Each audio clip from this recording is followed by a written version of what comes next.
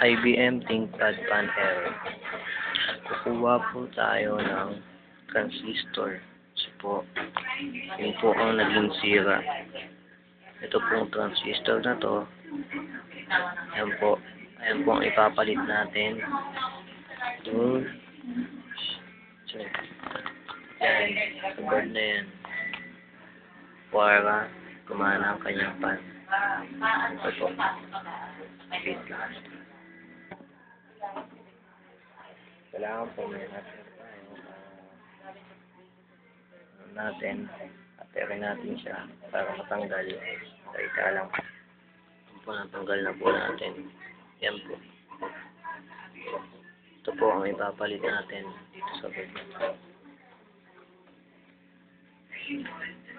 Tanggalin rin po natin ito. Ito pong pesa na to. Ito pong transistor tatanggalin natin at ipapalit natin. Ito, yan. Okay, wait lang ha. Tanggal na po natin. Makikita po natin pinagtanggalan. At ayan po, dalawa po sila. Ito po yung na-diagnose natin sira. Ito po yung papalit natin. Pwede na po natin siyang gamitan ng soldering iron kapag papalit na po natin. Okay. Magkaiba pong part number yan, pero parehas lang po ng ano yan, transistor yan. Makikita po natin sa tester natin.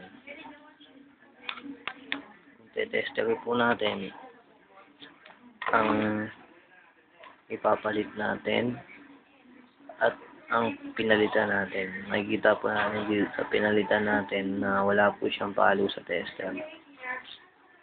Testing po natin.